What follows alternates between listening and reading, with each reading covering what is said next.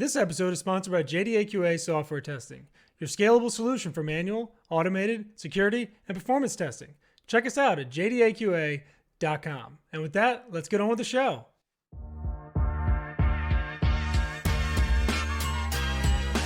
This is The First Customer, hosted by Jay Agner.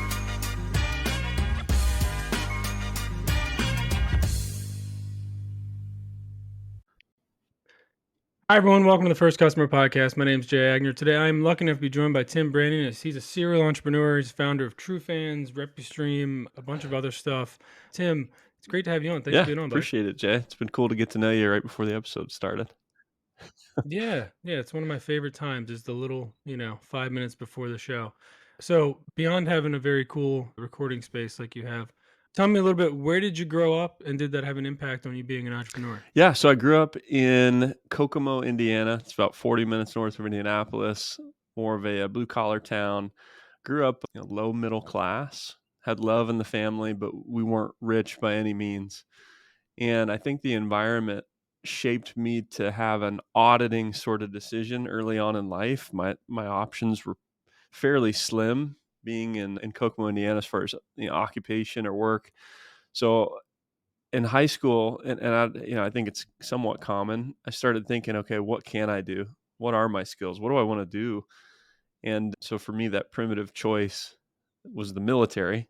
So I guess, my environment being here in a smaller town in Kokomo, Indiana, there's like 50,000 people here, started to help me in making these more long-term decisions, I guess. Very cool. Is anybody in the family an entrepreneur? So my dad actually is a Christian comedian. So that is another thing. So early on in life, I got to watch him, leave his work and then on the weekend get prepared to go out and do his craft, which was comedy. And so I did have an example growing up of, the reality that you can go and pursue something or do something different than the norm. Yeah, and then our family, just in general, I come from a creative family, but I throughout the year, I really don't think there's anything too special about my environment per se that was the catalyst. I think it was I've always been aggressively curious and wanted to figure out how things work, and I've been less fearful and more so, curious towards uh, g- trying something versus buying into the reality that it's not going to work.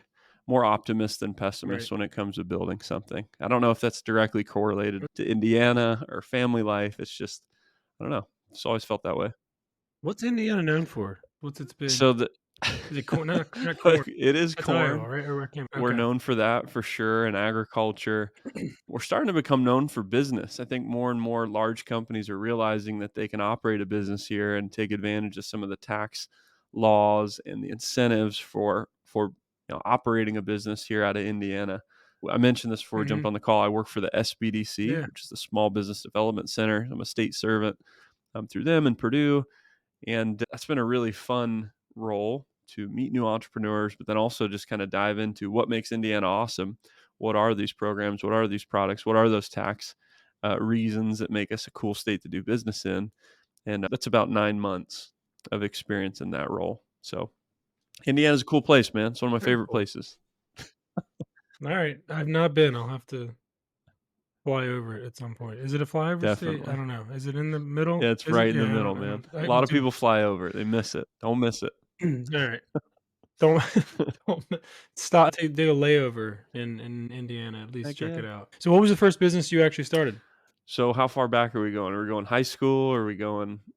I mean, I'd love to hear the high school story and then kind of maybe the more official business Sure. story later on. But I mean, it is always interesting to hear everybody's little, side hustle thing that they kicked off in high Yeah. school. So my first hustle in high school was modding Xboxes. I was a huge gamer. Halo 2 is this thing that was this, awesome thing in my life. It pretty much took over my life.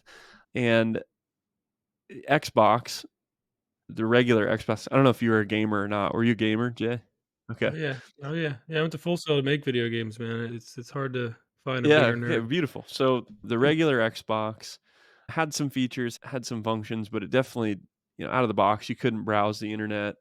You couldn't play a conglomeration of different games from different, consoles. So I would soft mod people's Xboxes. It was $100 to get their Xbox soft modded.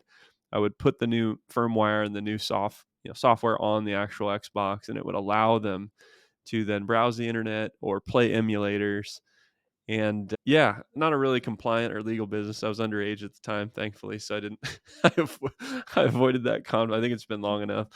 Anyway, I would then help them get games. That was the residual component of it. So that was my first hustle. Was realizing that there was a market in my high school and filling the gaps, finding things that people wanted, and then Mm. building this platform that would allow them to do that. So that was one of my first, and I did really well. It was funny. People would take the bus to my bus stop. I didn't have a car yet.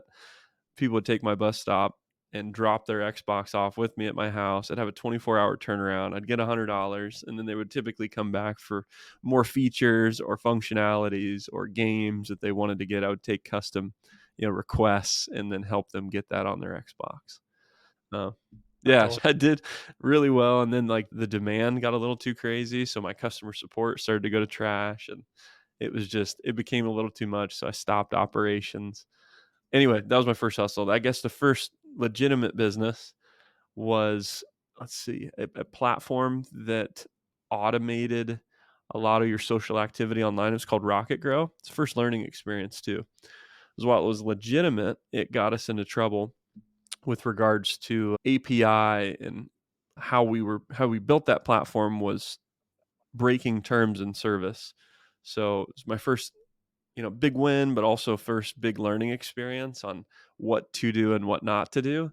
I was really young, Mhm. but that was probably my first, big win. I've always had ideas, and I've always, kind of tested the market with bootstrapping and going out and trying to do new client acquisition and testing the market on a lot of stuff. I've done that a lot. There's been Right. plenty of things that I thought, would be awesome that didn't end up being awesome. But through those swings of the bat, if you will, I've aligned with some things that worked really well, or things that taught me some serious That's lessons. awesome. So, Yeah, I mean, well, if you were I think Xbox, Microsoft probably doesn't care about the modding at this point. If it was Nintendo, they probably would still come after yeah. you. Yeah. Just you don't wanna mess with No. Nintendo. That's like one kinda rule in game Sure. legal stuff.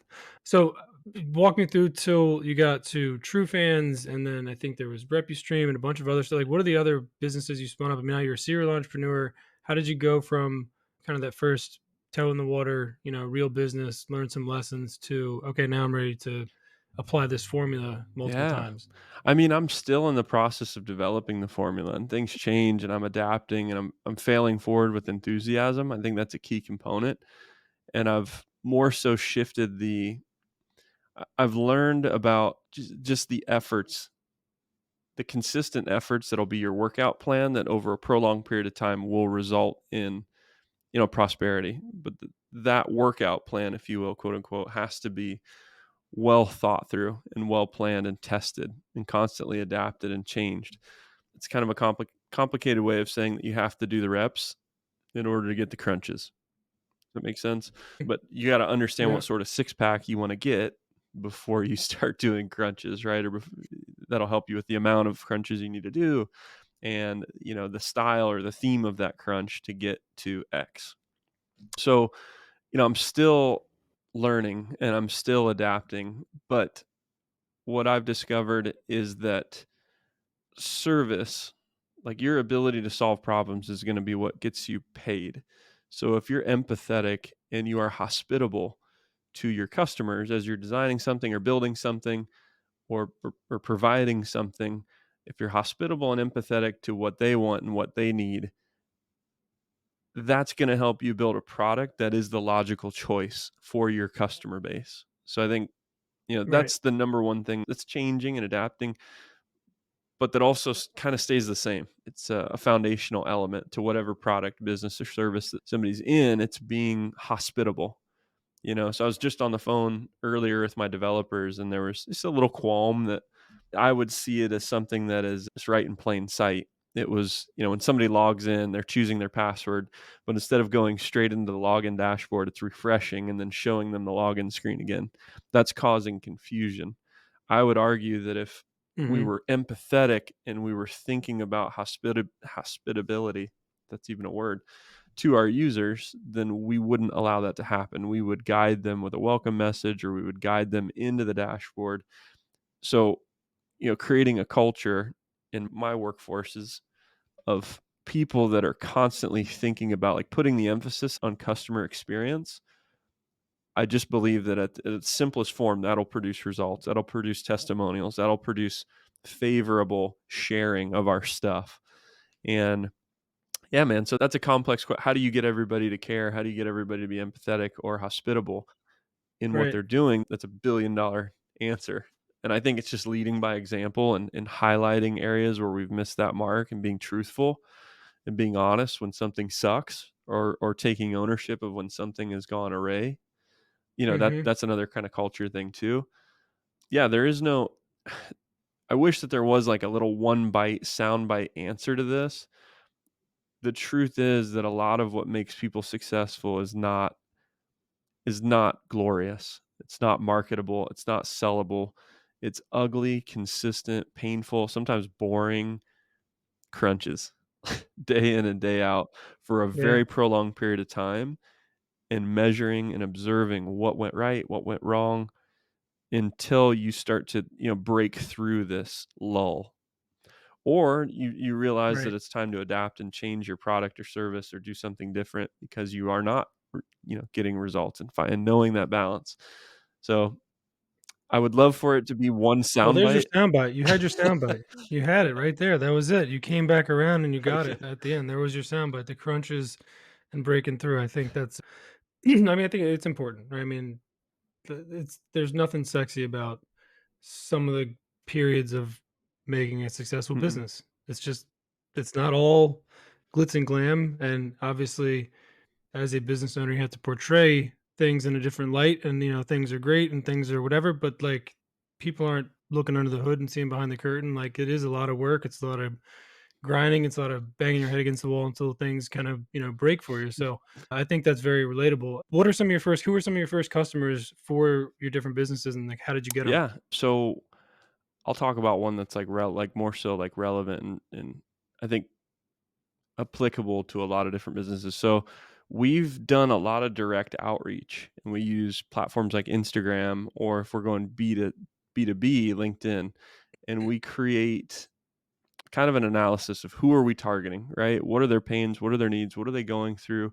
What sucks? What's familiar to them as far as like competitors out in the market.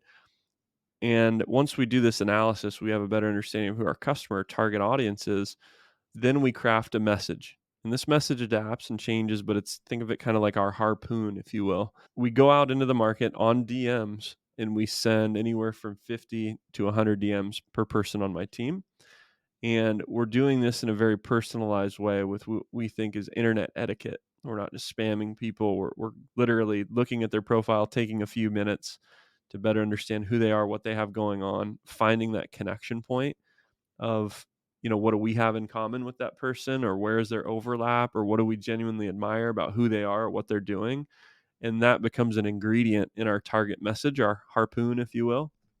And we use voice and video message really effectively to connect with that person, show them that we're real, show them that we are authentic and that we have something. And then our calls to action have typically been to a demo call or a one-on-one call to better understand that person, to then close them on whatever the offer is.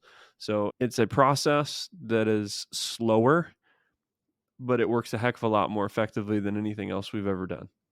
So we've tried to do ads before. I haven't had a ton of experience with like running ads. I know there's guys out there that build out these awesome systems, and people are using AI.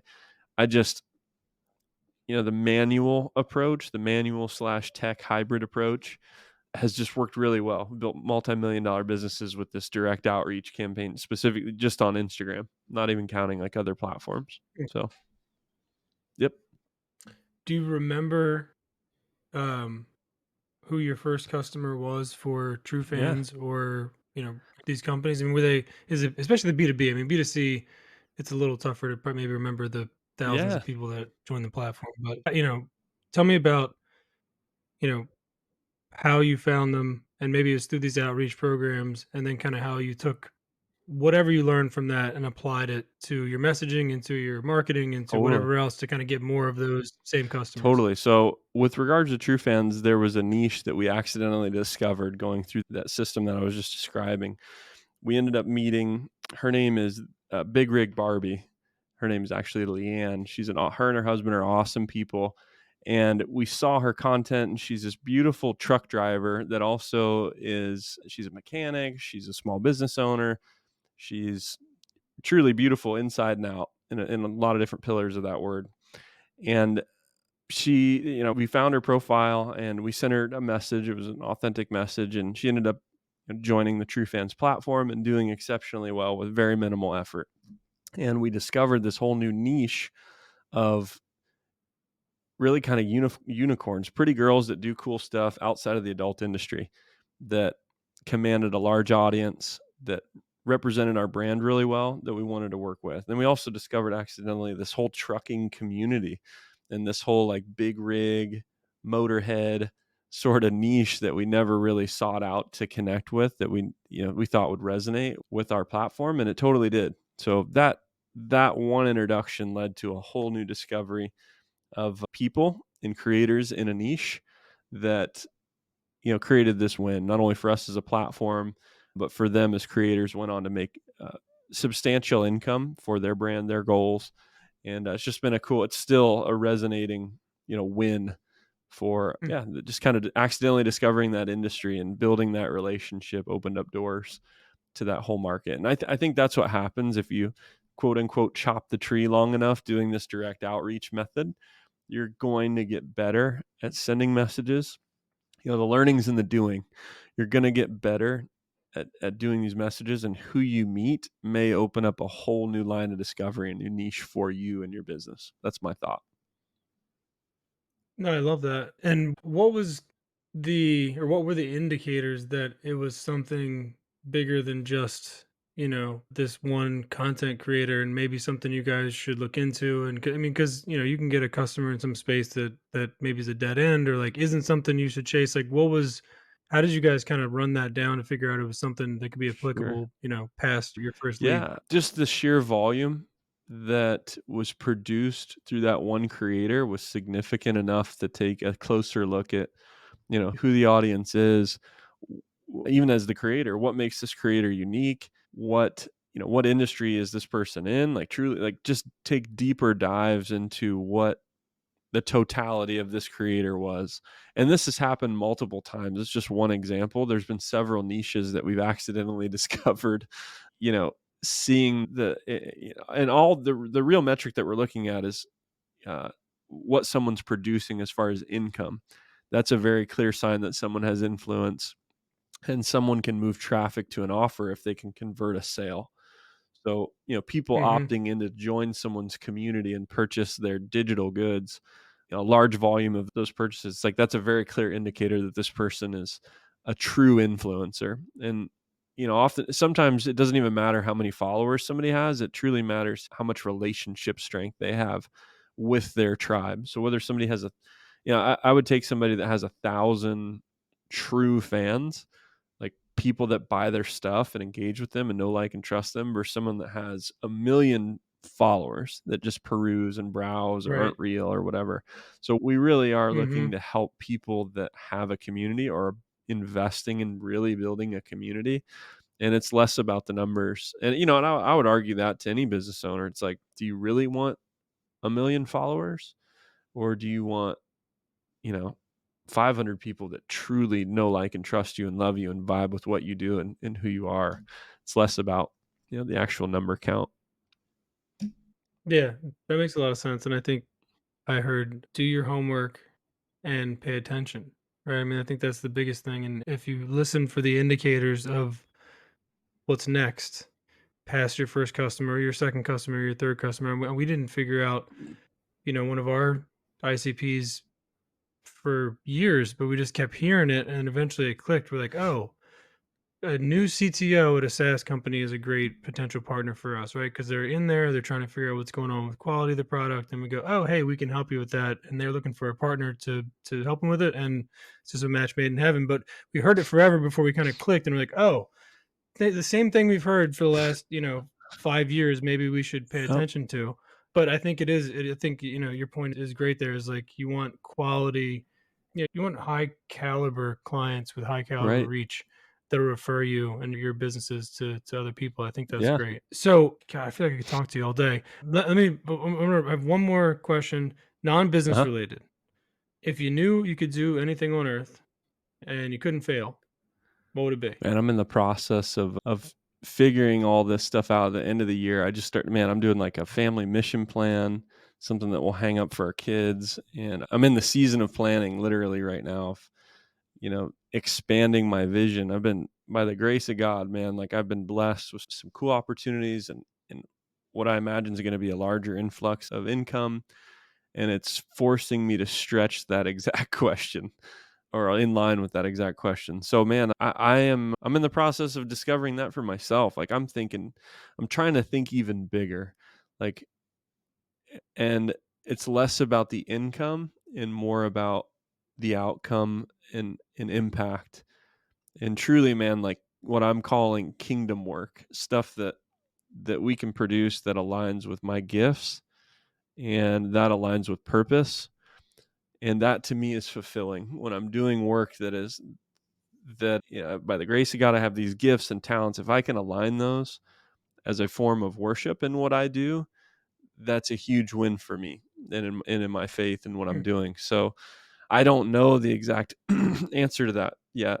And truly, man, I've gone after pretty much everything that I've tried, that I've had, been compelled to go do. I guess if I knew I couldn't fail, maybe singing, man.